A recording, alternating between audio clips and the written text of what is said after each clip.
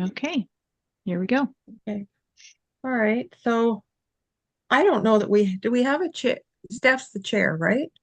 Yeah, Yeah. Okay. So you're on. that's right. Sorry, I don't have the agenda in front of me. So I guess we're calling to order the meeting of the Tunstall Bay Water System Local Advisory Committee. It's at 5:06 and it's Thursday, March 14th. So just give me a second as I pull up the agenda. Usually the first thing is minutes from the last meeting. Well, welcome to the new member, Trevor Bowden. Oh, okay, perfect. Hi, Trevor. Thank you for volunteering. Did we do a little introduction? Yeah, let's do that. Okay, well, let's start with Sophie and run around the screen here. Well, you're going to want to approve the agenda first. So we have no late items, and if everyone agrees on the agenda, we can proceed. Yeah, do we have a follow-up on the agenda formally for Chris, the issue that you brought up last year and we corresponded about? Is that on the agenda? I didn't see that it was added to the agenda. I Would did you like- receive an email back Yeah. from bylaw regarding it, but nothing from city planning. So I'm not sure where the development permit is. Is there? Well, let's put Yeah. it on the agenda then. Yeah. Okay. What do you want it the title to be? I guess just road work. Okay. Sounds good. Roadwork. So I'll put that under new business. Okay. Okay. Sounds good. Great. So the agenda is approved for today. Motion to approve. Moved. Chris, you're going to have to second.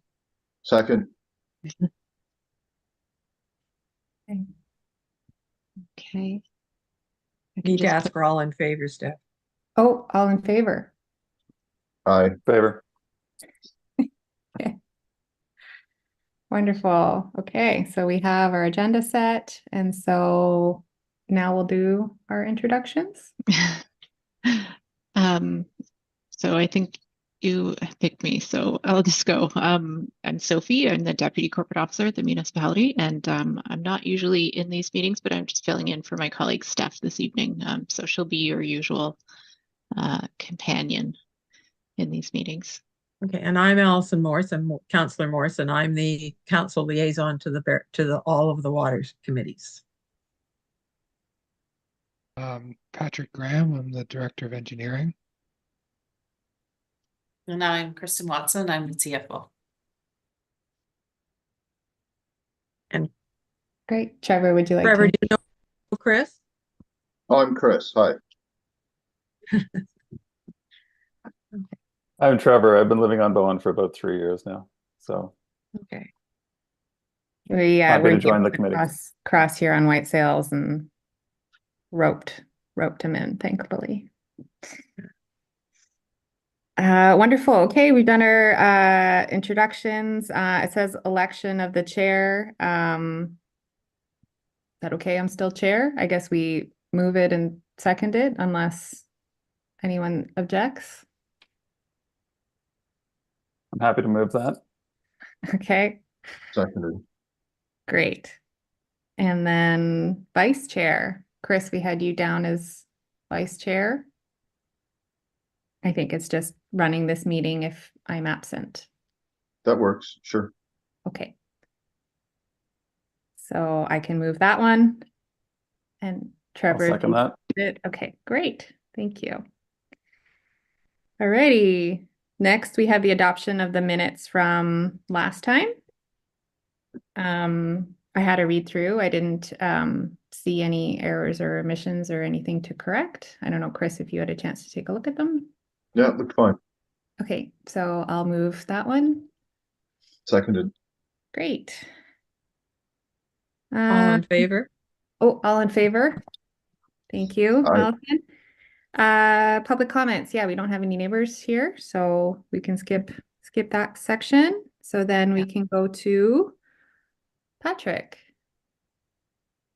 Okay. I've just got a couple slides, so I'll share my screen.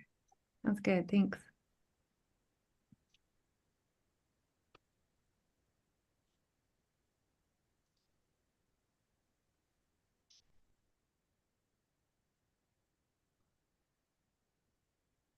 So, just an update on the water system. The new reservoir tank has been completed and put into service since June of 2023. I think the last time we met, there was still some deficiencies, and those have all been addressed.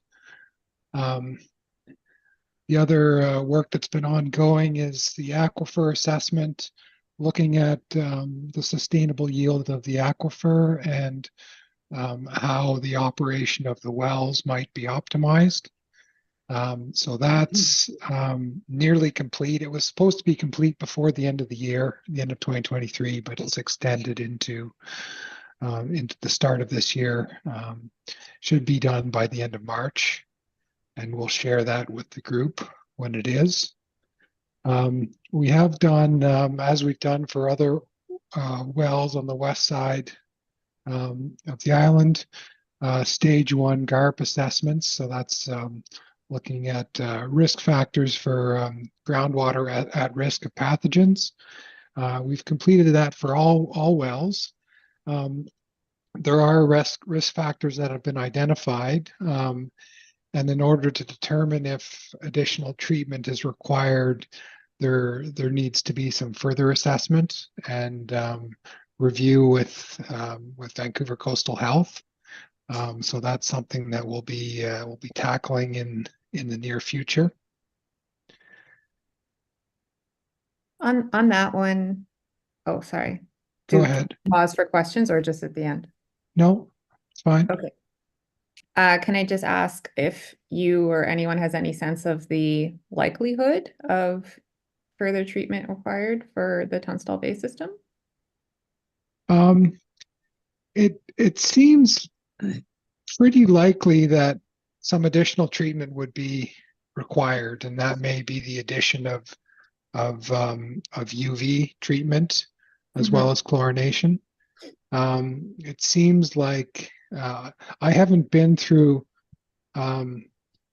this GARP process before, Okay. but it seems like it's pretty hard to have the well confirmed to be low risk.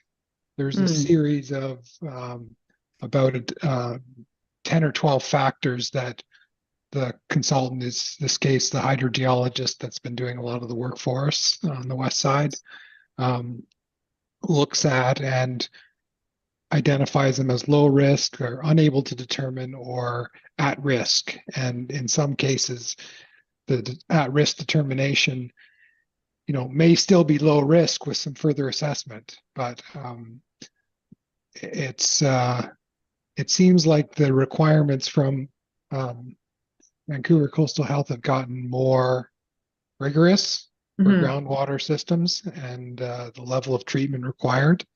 Okay. And so if it's groundwater risk of pathogens, it's essentially subject to similar requirements to surface water. Okay. So the level of treatment that we have on well 4A that's essentially treated as surface water because it's a shallow well. So that would be potentially the level of treatment that we'd need at the other wells as well. And a ballpark budget for a UV system, what does that look like? Probably 30 to 40,000. Okay, per well, and we have 3? It may be we may look at consolidating the treatment into a common shed. Okay. If we're heading in that direction, that might make more sense. Right. Can you do the treatment just before it goes into the reservoir? That would be a possible location, yeah. Or there might be a better spot than that. I'm not sure.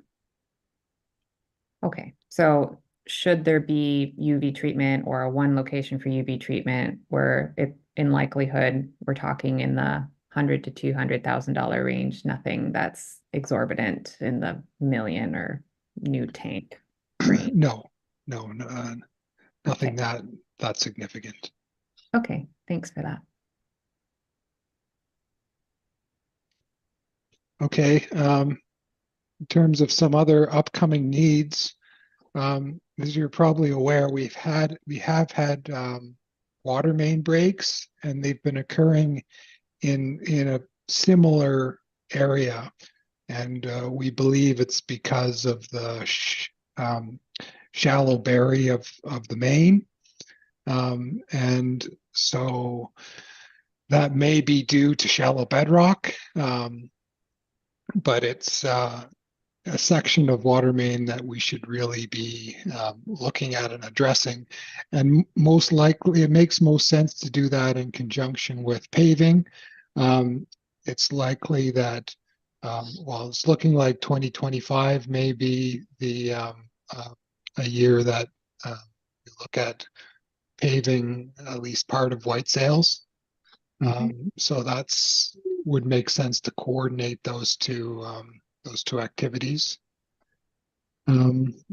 Another need that we've talked about is the deep PRV on Tunstall Boulevard. It's really an unsafe facility to service and maintain. In discussions with the operations manager, the utility operations manager, he was raising the question whether it's even needed, that it may have been installed when the configuration of the water system was different and that line actually extended further down Tunstall Boulevard. So it's possible we may be able to abandon that PRV, which would be which would save a lot of money. There is an adjacent fire hydrant that's quite far down the bank and not really in a suitable or safe location for use. That should be raised, regardless of what happens with the PRV.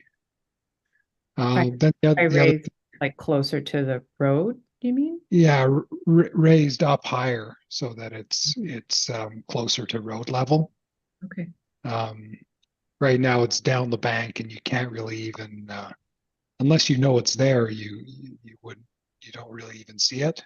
And if somebody had to access it in the dark, it wouldn't be very easy. Right. There's also some maintenance needed on the existing well sheds, and as I mentioned previously, there may be a case for consolidating the treatment into one of the existing or into a new well shed. So that's what we've got on the go and on the radar screen in the Tunstall Bay water system. If there's any questions or comments around that, we can talk about that now. Yeah, Trevor. Thanks for that, Graham. I have a couple of questions. Some of these are because I'm new here, so apologies if you have to backtrack over anything you've told everyone else before. Regarding the tank, what will happen to the old tank now? Does it need to be decommissioned at some point, or can it just stay there? It will just stay there, and they both operate at the same level. So essentially, water it operates as a single tank, essentially. Okay, so it hasn't been Just fully decommissioned. It's not emptied because it was leaking or because it was structurally unsafe or anything like that. no. Okay. No, it's still in use. Okay. It's not empty. It's being used, right? Yeah. Yeah. It is, yeah. Understood. And is there a service schedule for the new tank? What sort of maintenance is required on those big steel tanks? Is that something that we need to budget for? There isn't a lot of ongoing maintenance required on the tank itself. It does need to be cleaned every so often. We've done that more recently in other water systems which are supplied by surface water, it's more of an issue in the surface water systems. And other than that, it doesn't require a lot of maintenance. No. Okay, great. And then on the GARP front, so it sounds to me like stage 1 is complete or close to complete, and now we're in, I guess, stage 2, which is GARP determination to decide what sort of risk mitigation needs to be done. Is that an accurate assessment of where we are in the process? Yeah, that's accurate. And then what sort of timeline do you think we're dealing with to get to the end of the risk mitigation phase when we'll actually find out whether we need to do any additional treatment at those locations? And related to that, is there a deadline that we need to get this all done by if there are risk mitigation issues? Yeah, it should only take a few months to get through that process. We don't have a deadline. It's a Vancouver Coastal Health expectation, but they haven't pinned us down to having things done by a certain date yet anyways. Okay. Last question is this pressure reducing valve chamber looks like it's been a question mark for a little while now. And it obviously puts a pretty big hole in our budget going forward because we keep pushing forward an amount of contingency to potentially pay for a reconstruction of it or whatever needs to be done to it. What would it take to get to the bottom, so to speak, of what needs to be done with that chamber? Is it just a question of finding the time and resources to make an assessment? Yeah, to make an assessment, and we may want to do some pressure testing on existing hydrants in the system. But it's really up to us to look at this a little more closely and make the determination of whether it's something that can be abandoned. So that's something we'll be looking at in the near future. Okay. In near future, do you expect that it's something we would cover off in this year? Yes. Okay. Great. Thanks. That's everything. Patrick, to abandon it, does that mean you fill it in, like fill the hole in with soil and concrete, or what do you do? How do you abandon it? You just leave it. I don't think you would want to fill it in. It's on the main. It would just be like a section of water main. So if the PRV stops working, it doesn't matter. It doesn't need to be serviced. Nobody needs to go in the hole. I don't think we'd have to do anything more. Thanks. I think I asked my questions during your presentation. Thank you. One quick question. I was just looking at the notes from last year, and there was a grant available for the aquifer and optimization studies. Were we able to use that grant? Yes, we have to provide the product before they give us the money, and the deadline is end of March. So we're really focused on getting that into the province so that we do get the money. That's the plan. Great. Okay. So has the study been done and they're just writing up the report at this point? Yes, essentially, yes. Okay. And then once the report is received, final version, will it get sent out to the West Side water system? The Tunstall Or Bay. was it just a Tunstall water aquifer study? I can't remember. It's just focused on Tunstall Bay. So yeah, it'll be sent to, it'll be shared with Tunstall Bay, LAC, and residents. Okay. Sounds good. Great. Glad we're gonna benefit from the grant. And then I guess this is an engineering/finance question, but I was trying to map your 3 items that you had in your presentation, and I think I saw most of them in the budget line on capital, but I wasn't sure I saw all of them. So I guess my question is, are all of the items that you mentioned in your presentation budgeted for in the financial plan? I believe so. What was missing? I'll go look and I'll bring it back up in the finance section. It might have just been language was slightly different, but if you think they're all budgeted, then great. Okay. We'll take a look at that when she brings up the spreadsheet, the finance. Right. Yeah. Okay, I don't have any other engineering related questions. Thanks, Patrick, to you and your team for such great work on taking care of our water system. I think everyone in Tunstall Bay is pretty proud of it, especially what's happening with everything else here on island. So thank you for all your work. Oh, we do have Chris. Hi, Chris. Any questions for Patrick? Maybe we don't. Chris, can you hear us?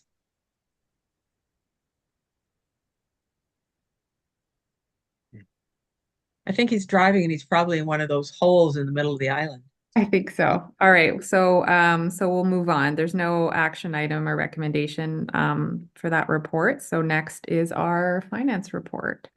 So the only other thing that Patrick didn't touch on was the drinking water report for 2022. But I don't think there was anything in it that was of concern that you haven't dealt with already. So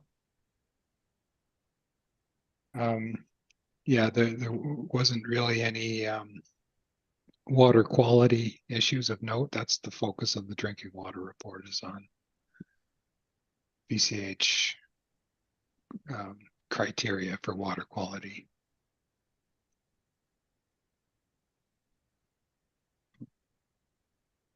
That's good. Great. Thank you. So over to you, Kristen. Okay, thank you.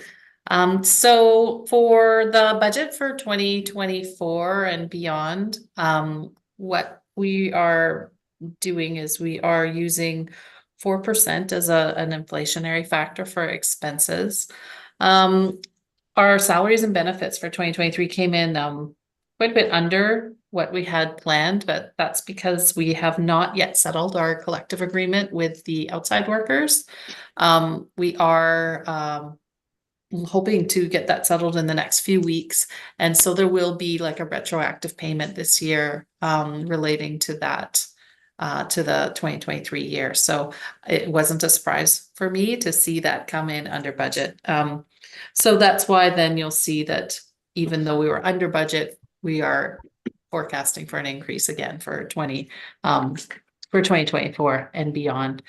There are new testing requirements that have been requested by Vancouver Coastal Health. So I have put a little bit of a provision in there, about $1,000 for additional testing for THMs and HAAs. The biggest thing that is impacting you guys and available budgets and available spending money, of course, is the loan. So we did manage to pay off $178,000 in principal on that loan last year, and that's equal to the amount of parcel taxes that we collected from Tunstall Bay. So the first year, if you recall, it was I think 800 and something. It was quite a bit higher, and then we've reduced it to extend the amortization period a little bit longer. So what we plan going forward then is to try and get it paid off in about 5 years. That will then we don't have to roll it into a fixed bond payment, and that's going to save you guys and it's going to save you some interest and length of paying that off. So I did include a 1-page report that shows the projected amortization of that loan, and we do hope to have it paid off by 2028. We ourselves have to have it repaid by 2027. So I anticipate just floating the last payment for a couple of months by funding it through the general fund. And then in January 1st, 2028, we can collect that money from taxes in Tunstall Bay collected through the last year of the parcel tax, and it will be fully repaid by the end of 2028. So that, and keeping it floating that way allows us to make more quick principal repayments, and over the course of the loan, save you guys some interest. So, I think that is the best, scenario to just try and get that debt paid off and then free up that budget room so that you can then either, we can cancel the parcel tax at that time, but then we'd also be able to potentially propose a new smaller one if what we see is that we need to start to really contribute to those reserves and beef that up as we can, as we get the asset management plan rolling and we get a long-term financial funding program going for Tunstall Bay. We'll be able to have some budget room there to start making some additional financial contributions to set aside in the reserve to deal with the renewal of those water mains and stuff. So we were talking about the capital. So in the capital plan, we have a provision for equipment in each year of the plan, about $15,000. That's to look at repairing or replacement of pumps or panels, things that, likely can need repair in any given year. We've put in for 2024 the completion of the well optimization project and also some well shed upgrades that Patrick indicated that he would like to see. Then there's 150 for the water main upgrades. Has been earmarked for 2025, and then the $200,000 has been set aside for a provision for that PRV chamber. So I think that was all he had in his budget. But are we able to it was check? just a language issue. I see it now. Linear infrastructure. Okay, I didn't know what that meant. got it. Okay, thank you. Perfect. Yeah. Okay, I expect that just continuing with the utility rate structure that we had. We actually really like this utility rate structure. It's we think it's it fairly and equitably distributes costs among users, having that flat rate component combined with the consumption charge. And so we will be recommending to council to implement this exact same rate in the other West Side systems this year. So yeah, you guys were kind of set the standard for us. Anyways, we are recommending to continue with a 5% increase. It kind of matches inflationary costs as well as sets aside additional little contribution provision for reserve funds. So I'm not suggesting that we should make any changes to that. That'll be the third year that we've included that increase for the year. So I don't have anything else. I've talked about the loan. Yeah, did you have any questions or need additional information on anything? For the loan, Mhm. I know we had a number of questions of discussions about it previously to lengthen that amortization Mhm. period. So I was trying to follow what you were bringing up. Are you proposing a change to it again, or will No, I think that when we had talked about it, we had discussed extending it over a 7-year period. So this, yeah, we've done it for 2 already, and this would extend it through to the final 5 years. Got it. Okay, thanks. Mhm. So the approximate value for each of the payees will be remaining the same. Yeah. Yeah. Okay, perfect. Yeah, I'm not proposing a change to the parcel tax amount. Got it. Okay, wonderful.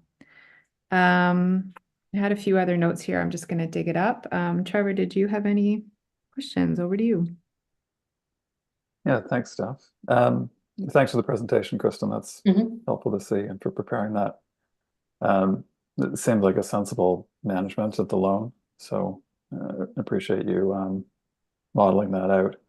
I remember a conversation from last year regarding the option for residents to make a one-time payment for their full amount owing. And I wondered if that was still available to residents, for one thing, and whether it had been communicated to residents, and finally, if you'd had any uptake on it. I don't, it is, they could still do that. the community charter, which is our legislation that we operate under, it provides for an individual or property owner to be left off of a parcel tax if they've contributed the portion of the loan that would be attributed to them. So as the loan goes through its lifespan, that amount's always changing. So if somebody were to come to me today, the amount they would have to pay to opt out of future parcel taxes would be different than the amount that they needed to essentially.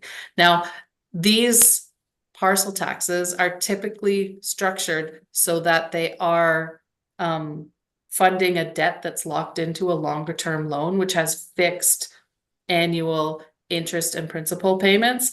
The fact that we're keeping it in this variable loan format means that it's always going up and down. Interest rates are always going up and down.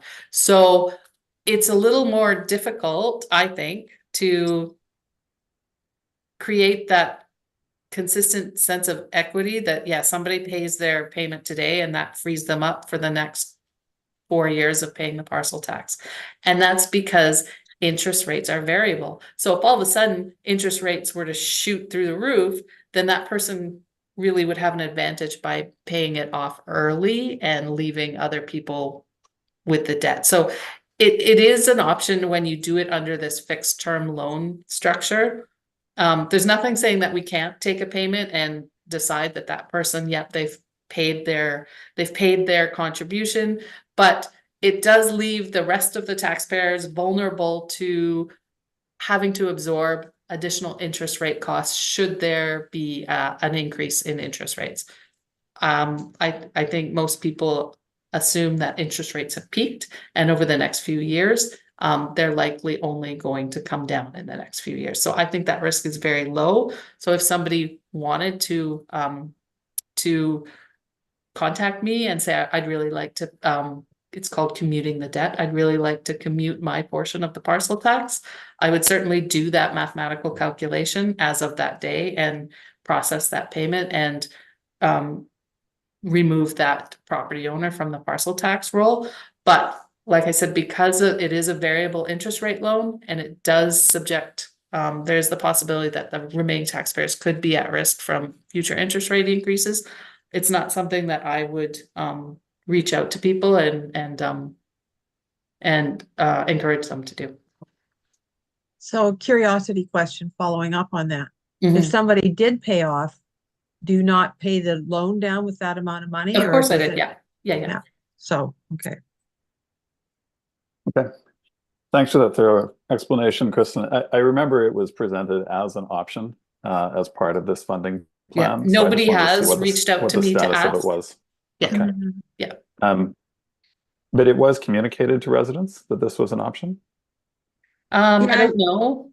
I think so, because I remember somebody asking right in the beginning when we were talking about it and had the public information meeting if they could pay it off. I think you know.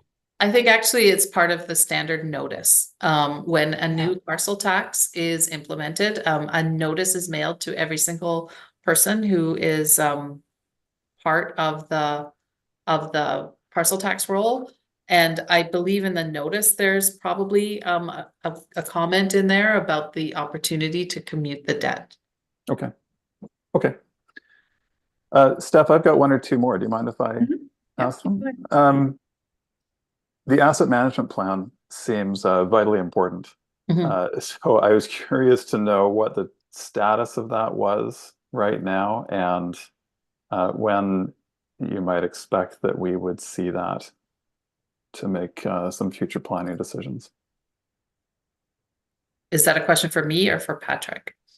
I imagine it's a question for both of you. I don't know where that responsibility sits exactly. Yeah. So has the inventory been complete for the Tunstall Bay water system, Patrick? No, we're still working on our asset management plans for the utilities. And so it's partly why the 5-year financial plan isn't really a complete plan of what all the needs are going to be. Looking at the need for capital maintenance and capital replacement and renewal of all the infrastructure and equipment in the system is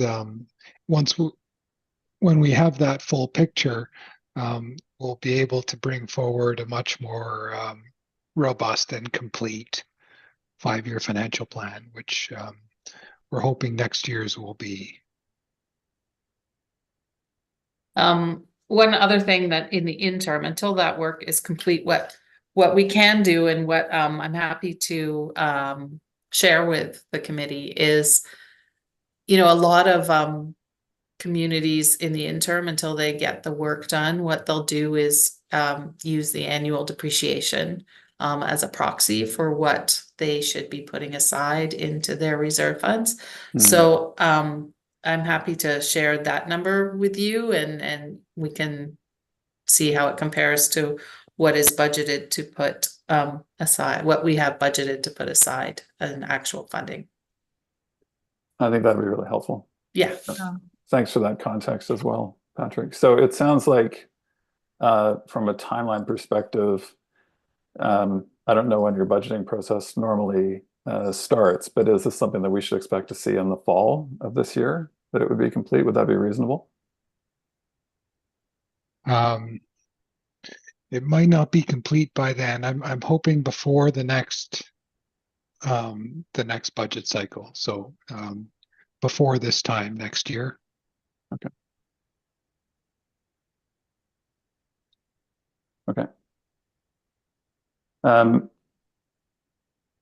in terms of the length of time that it takes to prepare that, I mean, is that a capacity issue internally? Or are we waiting for third parties that need to do assessments? Do we need to contract people to do that work? How does that go forward? It is a capacity issue internally. And so getting external support is something we could look at.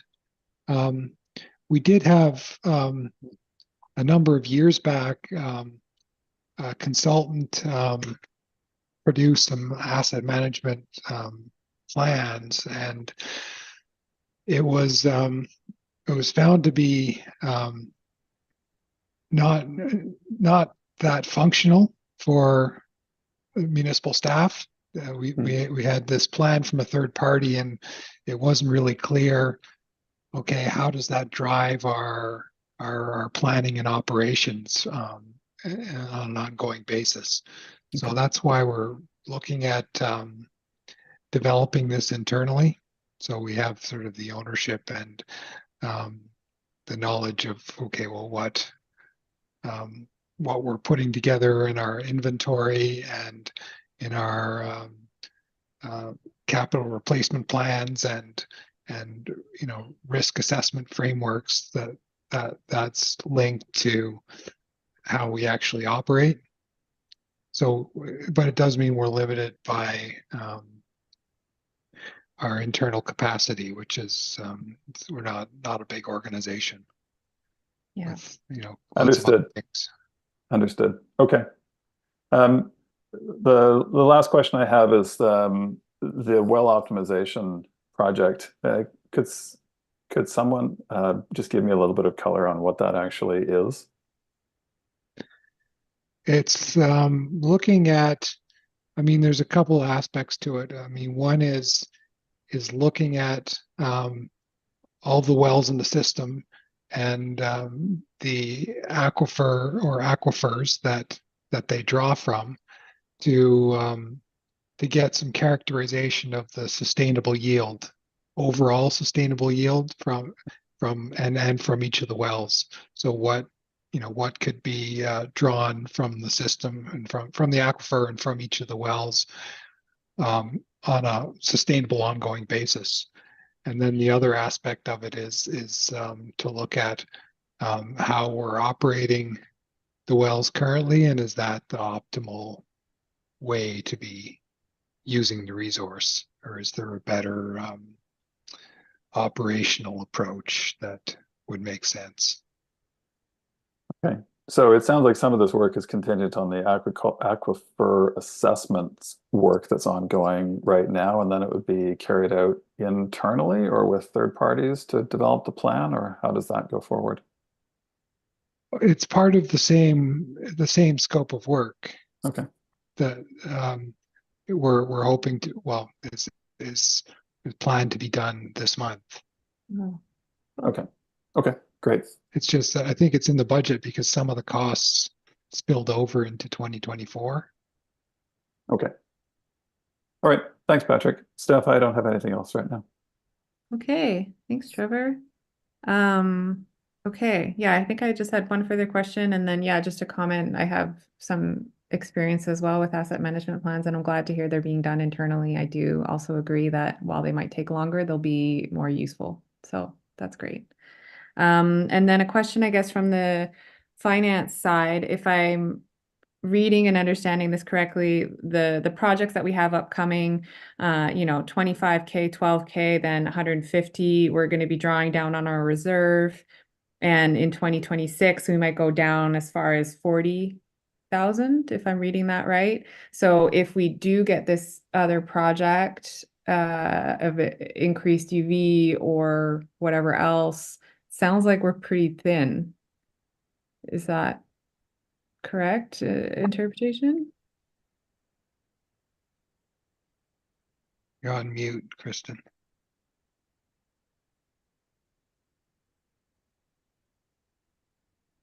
We can't hear you. You're on mute.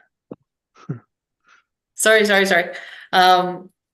Potentially, if there's room to push the PRV project a little bit further out, if if the requirement came down that there was an obligation to install UV filtration, once this loan is paid off, it's going to create a lot of free up a lot of room in your budget without immediately having to go back to the property owners to collect more money, or to maybe go back to the MFA and get more debt.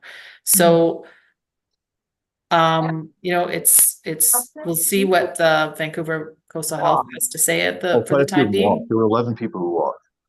Okay. Yeah. Chris, Sorry? you're I on didn't- mute. I think he just muted himself. Okay, there you Okay. Yeah. I think the best thing to do is just to wait for the information from Vancouver Coastal Health. And if it is determined that that's something that Tunstall's going to have to put in, then we'll have to look at it at that time. Right. If it's something that's needed right away and the PRV is needed right away, then we'll probably have to go back and do another short-term borrowing from the MFA. Or raise rates. I mean, that's the two options, and I know that would be probably quite impactful for people in the community if we had to raise rates significantly more than 5% each year. Yeah, that would be nice to avoid that that option. So okay, sounds like the PRV project then, and determining whether we need it is quite important, especially given the results that we'll get. But I'm Yeah. seeing budgeted at least for next year, the 150,000. So we have some time to figure out, as you said, Patrick, whether we need to do this project. And then so that's good to know in terms of sort of cash flow, that we'll probably be able to accommodate more UV if it does come our way this year, perhaps. But then to Trevor's question, and then the amount that you're going to look up, Kristen, that would be added into the reserve, or I'm not sure I understand where those funds are coming from. So in order to increase contributions to reserves, that's going to have to necessarily come from additional rate increases. Oh, So again, it becomes a question of balancing prudent fiscal responsibility by ensuring long-term assets are funded versus managing the day-to-day impact on residents and families. So yeah. in the interim, what we are suggesting and recommending is that we dedicate at least an annual increase to rates that at least match, and hopefully, increase a little bit over, at least match cost of living increases, because I think for a lot of years there, we went several years and, we'd go 2-3 years and leave the rates the same and not increase them. Right. Okay. Are other water systems going above this sort of 5%? No, we're doing the same across the board. Okay. Okay. All right. Do you see any big financial risks in terms of our reserve? Is it low? It's Only not in all the that event low of an right now, but extraordinary, it's in the event of an extraordinary event that necessitated a significant capital infusion or replacement of something, we'd have to go ahead with it, and we would have to undertake borrowing. The municipality, with all of the other capital requirements right now, is limited in the ability to cash flow large projects, through an internal loan process. But certainly if they're smaller one-off projects, certainly we have capacity to internally finance those and do a repayment plan over a short term. We've done that in Blue Water Park this year, just for very short term municipal funding of them, and yeah, getting the repayments in the next fiscal year. So we certainly have capacity to do that, but nothing like $1 million improvement project. Certainly we wouldn't be able to cash flow that. Okay, wonderful. Great. Any other questions on the finance side? No. That's good. So then I guess we read out the recommendation. I think so, yeah. Okay. So the recommendation is that the Tunstall Bay Water System Local Advisory Committee recommend to council that the draft water system 5-year financial plan and proposed user rates as presented at the meeting today be included as a part of the Bowen Island Municipality 5-year financial plan. So I can move that. Seconded. Oh, great. Thanks, Chris. You are there. Wonderful. So then, Allison, were you going to share some more information on the VCH I presentation? think Patrick's basically shared it. The part for you people was the GARP review, and he's talked about that. So, yeah. Great. Is there any other context that you can provide for this water system compared to others? Well, if you look at the chart, all the ones with the wells had the question mark for the GARP review. Yeah. And Hood Point had check marks in all the boxes. They've got a surface water system with two sand filters and a UV treatment and chlorination. And they got check marks in all the boxes. And Cove Bay, you've been reading about. So we're still waiting for the treatment plant to be commissioned. Okay. So that was the general thrust of their meeting. Was their major concern was the number of users in Cove Bay, and were they going to have to require more testing there and more notification to people to be more concerned about their water. Yeah. Got it. Fair enough, Patrick? My summary? Great. Thanks, Patrick. Okay, wonderful. So then we have our new business item.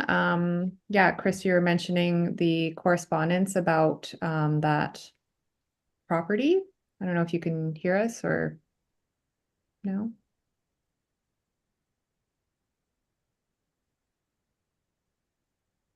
Okay. I'm just looking up the section of the planning department's just seeing. Oh. Yeah, I have his email and we can give voice to it. Yeah. I mean, I know what the issue he's referring to is. Yeah. Yeah. There was some work on a driveway near Explosives Creek, and the work included widening of the driveway, which would bump it into the category of needing a development permit. And the work had proceeded before the development permit was obtained, and so they did. They were told that that was needed. They needed a retroactive development permit, and they hired an environmental professional to confirm what they needed to do in terms of mitigation and remediation.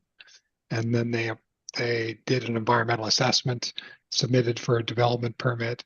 That was, I mean, that's something that's run through the planning department. I did ask Daniel, the manager of planning and development, for a bit more details about what was the outcome, what was required in terms of remediation and mitigation. And I didn't hear back from him in time for this meeting.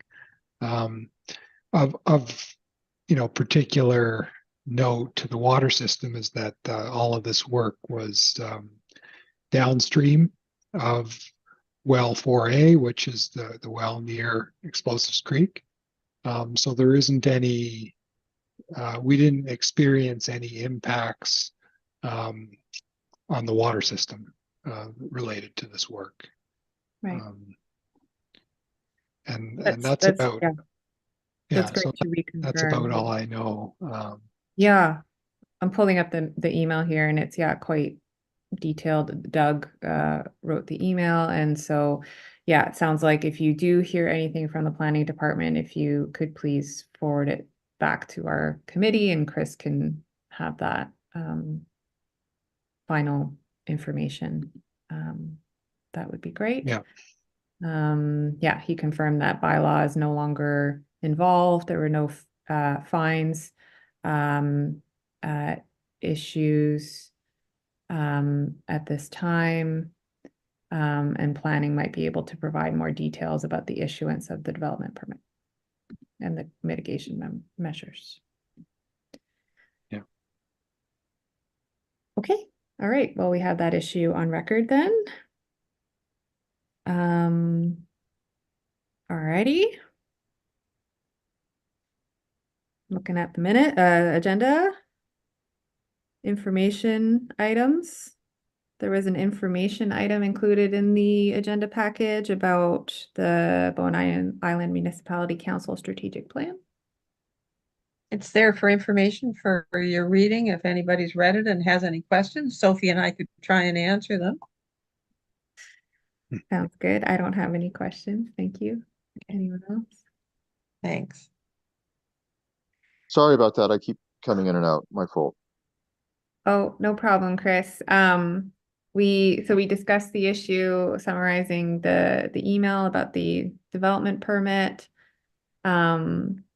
Gave a bit of an update that there might be bylaws no longer involved, but that planning might have a little bit further information about mitigation measures. But Patrick didn't hear back in time, so if he does hear back, he'll forward you that information. That's perfect. Thank you. Okay, great. Wonderful. Any other questions? Yeah, Trevor. Sure, I've got a question. It's related to, I guess, general water management in the Tunstall Bay area. And I'm not sure, I suppose this is a question for you, Patrick, but I'm curious about what the municipality's approach is to water conservation and the extent to which staging for water conservation is determined based on guidance from the provincial government, or whether decisions are made at the local level based on monitoring our own systems, or what the case is. I know that some signage has gone up in the neighborhood regarding the water conservation stage. And so I was just curious about what the process was for making changes to that sign effectively, and under whose orders it happens. Yeah, it's primarily based on the local experience in the individual water systems, what sort of um, indicators of stress there might be on the supply-demand balance, and whether there's a need to try and curb demand to protect the system, to protect the wells and aquifers. I mean, we do get